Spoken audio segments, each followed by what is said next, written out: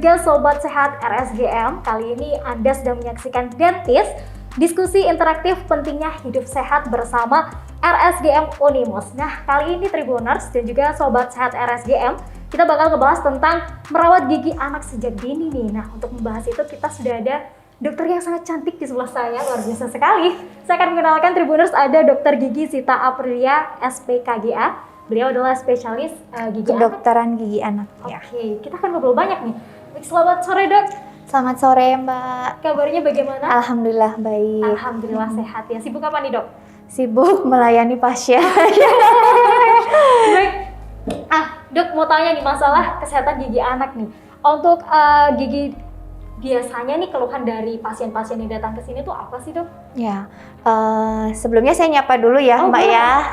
Halo sahabat Tribuners, sahabat Rumah Sakit Gigi dan Mulut Universitas Muhammadiyah Semarang. Pada kesempatan hari ini kita akan sharing mungkin ya Mbak ya, tentang bagaimana menjaga kesehatan gigi dan mulut anak sejak dini ya. Jadi biasanya pasien-pasien yang datang ke kami itu Mbak beraneka macam ya keluhannya ya. Tapi yang sering banyak itu adalah yang pertama gigi berlubang ya. Jadi atau bahasa ilmiahnya biasa kita sebut dengan karies. Jadi gigi berlubang itu hampir 90 sampai dengan 92% anak-anak di Indonesia itu mengalami gigi berlubang ya. Faktornya apa aja biasanya yang menyebabkan gigi berlubang ini? Yang sering kita temui adalah konsumsi susu ya. Kebiasaan DOT sebagai pengantar tidur ya. Itu sering menjadi masalah utama yang sering kita temuin untuk pasien-pasien anak yang datang ke kami. Setelah itu ada keluhan gusi bengkak. Jadi terdapat pembengkakan gusi ya pada giginya. Lalu yang ketiga gigi patah biasanya, terutama pada gigi depan ya. Anak-anak usia 2-3 tahun kan lagi aktif-aktifnya itu Mbak, berlarian sana sini ya. Nah itu sering kesandung, sering ketatap, nah itu akhirnya giginya patah gitu. Kalau yang keempat biasanya adanya peradangan pada gusinya ya.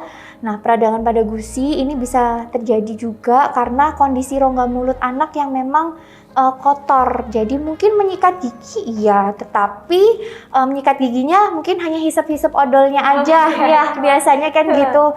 Tetapi setelah dicek oleh orang tuanya ternyata banyak sekali sisa-sisa makanan yang menimbun di situ dalam jangka waktu sehari kalikan seminggu, berbulan-bulan sampai bertahun-tahun, akhirnya menumpuk. Nah menumpuk itu bisa jadi karang gigi, nanti bisa jadi peradangan gitu. Oke, baik. Kemudian nih dok, untuk anak sendiri itu pertama kali harus dibawa ke dokter gigi itu berapa tahun sih, atau saat mungkin udah kelihatan nih giginya, bayi balita udah mulai kelihatan giginya, sebaiknya dibawa ke dokter gigi atau seperti apa dok? Ya biasanya kalau untuk pertama kali anak itu dibawa ke kami seharusnya saat pertama kali giginya tumbuh. Nah saat usia berapa pertama kali gigi anak tumbuh itu biasanya 6 bulan. Jadi 6 bulan itu gigi anak sudah mulai tumbuh, terutama di gigi seri bawah 2 ya. Tapi kan rata-rata orang tua membawanya kalau sudah sakit. Ya, kalau udah sakit kan udah terlanjur nggak bisa satu kali kunjungan ya, jadi harus dilakukan multivisit treatmentnya. Nah, biasanya kalau misalnya nggak bisa di kunjungan pertama saat giginya tumbuh, bolehlah molor 1 tahun ya.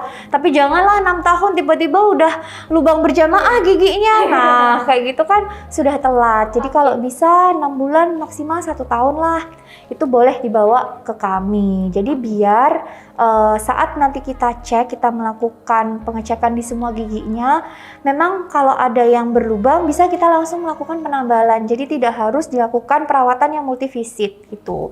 Karena kalau sudah melakukan perawatan multivisit, otomatis dari segi biaya, waktu ya, tenaga itu kan pasti akan lebih banyak betul gitu dibandingkan 1 kali kunjungan selesai kan lebih enak. Lalu kita bisa melakukan juga tindakan preventif atau pencegahan-pencegahan.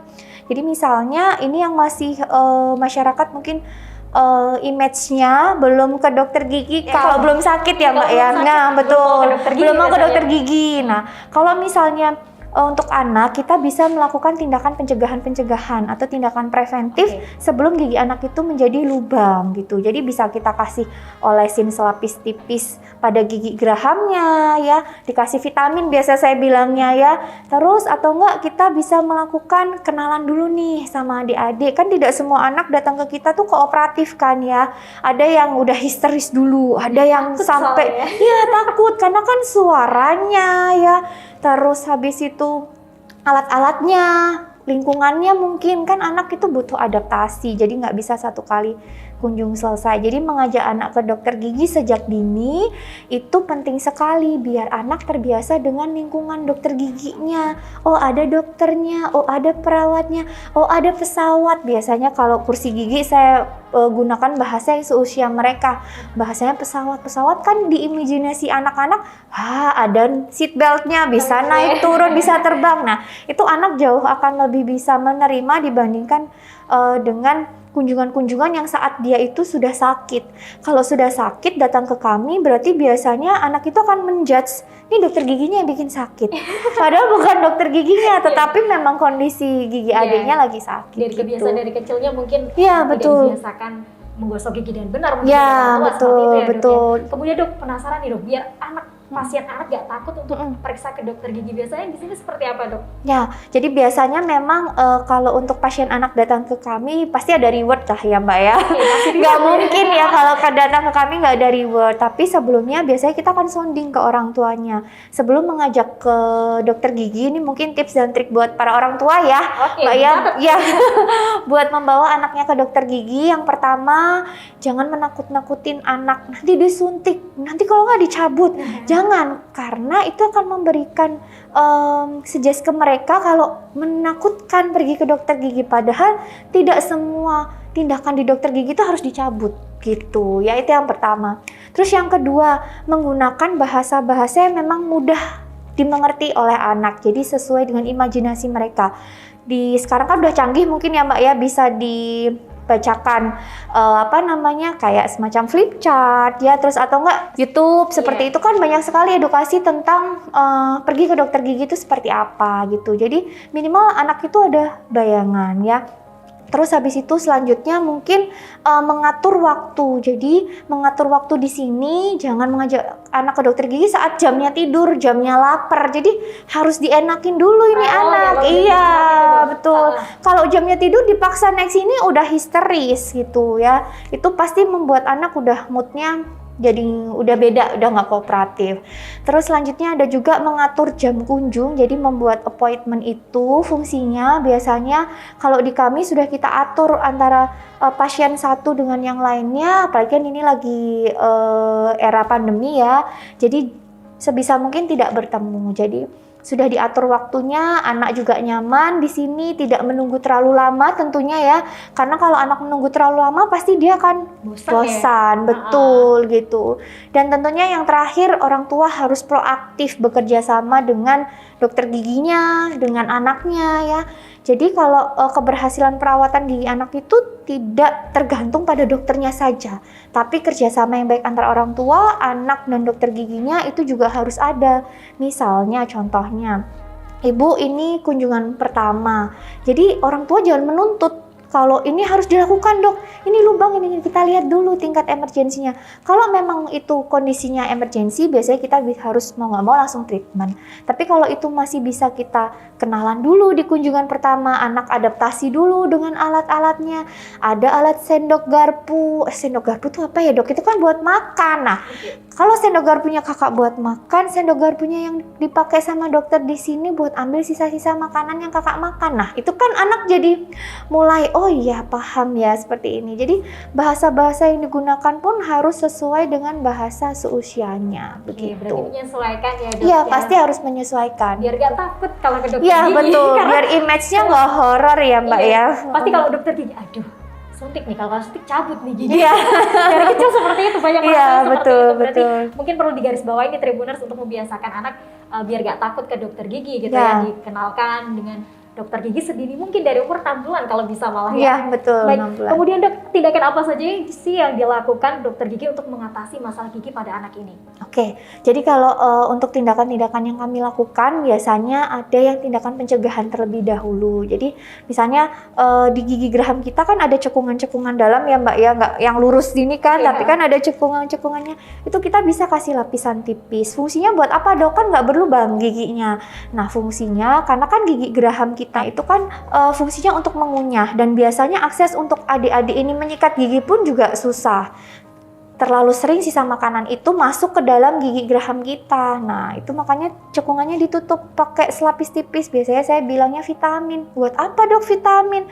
Kan kakak sudah minum vitamin. Nah, ini biar giginya kuat. Kalau kakak minum kan suplemennya buat badannya kuat. Kalau ini biar giginya juga kuat. Jadi itu yang pertama. Terus bisa juga kita lakukan pemberian bahan tambal juga bisa. Atau enggak, kita bisa lakukan tindakan pencegahan selanjutnya dengan imunisasi gigi. Jadi pengolesan fluorid pada semua giginya, biar giginya itu yang belum berlubang jangan sampai jadi berlubang ya.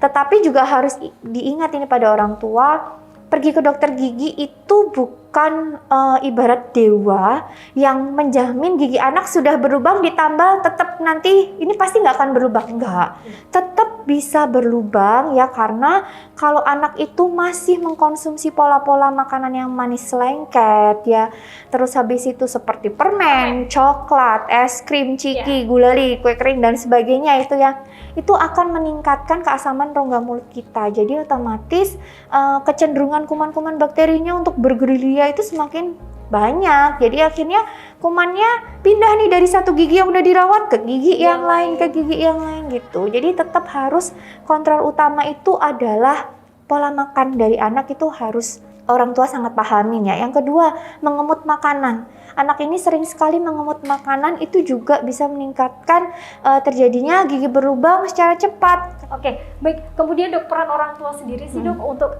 merawat gigi anak itu, orang tua ya harus melakukan apa sih biar gigi anak tetap sehat dan juga kuat gitu ya. dok? Oke, kalau ini mungkin di rumah ya, sebenarnya simpel aja. Kalau misalnya orang tua di rumah itu sebaiknya memang memberikan contoh yang baik untuk anaknya. Dalam hal apa? Kakak harus sikat gigi, tapi kalau papa mamanya nggak sikat gigi, anak ini kan peniru ulung ya. Nggak mungkin anak ini bisa sikat gigi kalau orang tua nggak mencontohkan. Pasti harus dari orang tua terlebih dahulu. Diajaklah kegiatan menyikat gigi itu sebagai kegiatan yang menyenangkan. Bagaimana caranya? Yang pertama, ajak anak memilih sikat gigi itu yang warna-warni, ada gambar-gambarnya. Kan dunianya anak ini kan dunia yang penuh dengan full color ya, warna-warni ya. Ajaklah dia sukanya tayo ya, ajak ke supermarket, belilah sikat gigi yang memang seusianya. Jadi misalnya anaknya 2 tahun, jangan diberikan sikat gigi yang untuk orang dewasa, ini banyak sekali. Dok, biar irit lah. Tapi kan sikat giginya nggak muat masuk ke dalam mulut anak gitu. Terus yang kedua, bulu sikatnya pun juga harus yang extra soft, jangan yang keras, karena kan rongga mulut anak masih sensitif ya. Kadang aja penggunaan pasta gigi menimbulkan mereka mual ya, muntah ya, apalagi bulunya yang keras. Jadi menyikat gigi harus dengan kegiatan yang menyenangkan. Diajaklah bareng-bareng bersama kakak, adik, orang tua di depan kaca ya. Jadi biar anak-anak tuh bisa melihat kira-kira saya nyikat giginya udah bersih apa belum. Nanti di make sure sama orang tuanya. Selain pemilihan sikat gigi, pasta giginya pun juga beri kesempatan kepada adik-adik untuk memilih pasta gigi sesuai dengan rasanya. Nah, ini yang harus di-note di sini adalah pemilihan pasta giginya ini biasanya harus yang berfluorid atau tidak, Dok? Biasanya banyak pertanyaan orang tua seperti ini. Nah, kalau misalnya anaknya sudah bisa berkumur, biasanya anak usia 2-3 tahun kan ada yang sudah berkumur, ada yang belum. Boleh ibu berikan pasta gigi yang sudah berfluorid, tetapi takarannya harus diperhatikan. Sebesar biji beras kecil aja, tipis aja di atas bulu sikat gigi. Nanti kalau misalnya adik-adik sudah berusia 3-5 tahun, boleh yang sebesar biji jagung. Nanti di atas 5 tahun boleh yang regular size. Jadi ada takarannya, Mbak. Jadi nggak langsung yang setumpuk gitu. Biasa orang tua, Dok, biar harum, Dok, biar aromanya nggak bau. Jadi gitu, membuat kegiatan menyikat gigi itu sebagai sesuatu yang menyenangkan. Sama yang kedua, kebiasaan-kebiasaan seperti ngedot ya, konsumsi yang manis lengket sama susu. Ini kan sebenarnya kalau untuk anak 2 tahun ke atas sudah menjadi pendamping ya susu ya, karena kan mereka sudah makan main course-nya, ada nasi, sayur ya kan, terus daging, ikan, itu yang lebih diutamakan. Jadi jangan susu dulu yang dikasih, makan utama dulu yang diberikan. Nanti kalau sudah susu dikasih, makan utamanya nggak mau, iya, karena udah kenyang. Dan namanya cemilan yang manis lengket itu tidak membuat anak kenyang, Mbak.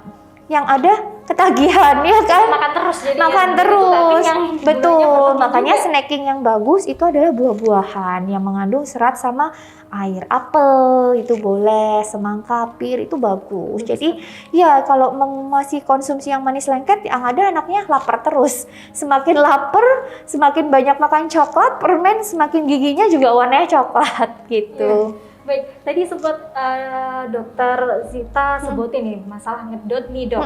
Jadi itu kan ada fenomena kebiasaan tidur sambil ngedot. Itu sebenarnya bagus gak sih dok? Atau sebenarnya harus dihindarin aja nih? Oke, baik, biasanya fenomena ngedot ya, sebenarnya mau itu ASI, mau itu SUFOR sama aja. Yang penting saat adik-adik itu baru lahir ya, 0 bulan, itu ibu harus kooperatif untuk membersihkan rongga mulutnya. Dengan cara bagaimana? Mungkin karena rongga mulut bayi masih kecil ya, kita lilitkan kapas steril tau mbak di ujung jari, kita bersihkan.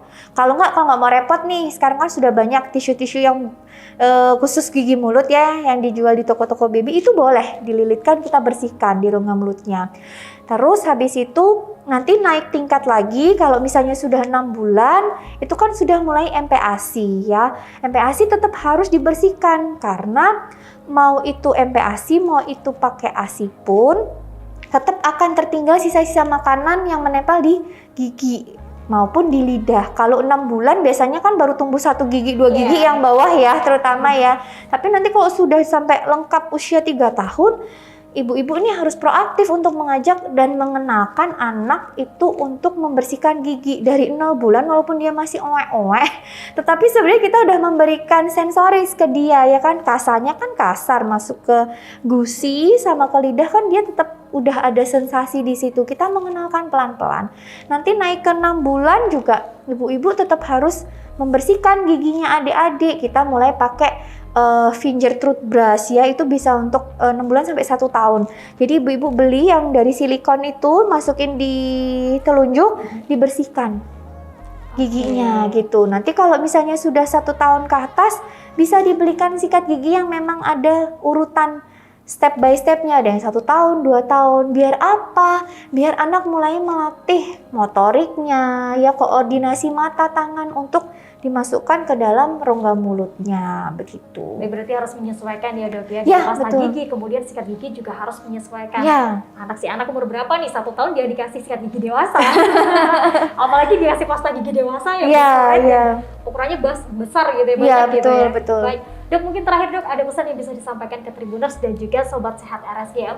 Boleh disampaikan? Oke, ya, keberhasilan perawatan gigi anak itu tidak melulu hanya dengan dokter giginya, tetapi koordinasi yang baik, kerjasama yang baik antara dokter gigi, orang tua, dan anak itu sendiri akan meningkatkan keberhasilan perawatan gigi anak. Baik, terima kasih dokter. Ya, sama-sama. Dapat informasi banyak nih ya Tribuners ya. Jadi kita tahu harus menyesuaikan nih buat anak. Pasta giginya harus menyesuaikan, sikat gigi juga menyesuaikan, dan terutama kebiasaan untuk memeriksakan gigi ya, betul, mungkin untuk anak. Baik, terima kasih sekali lagi. Ya, terima kasih, sama-sama. Baik, itu tadi obrolan kita dengan Dokter Zita mengenai merawat gigi anak sejak dini. Saksikan terus program Dentis Diskusi Interaktif Pentingnya Hidup Sehat bersama RSGM Unimus. Saya Lin pamit undur diri, terima kasih dan sampai jumpa.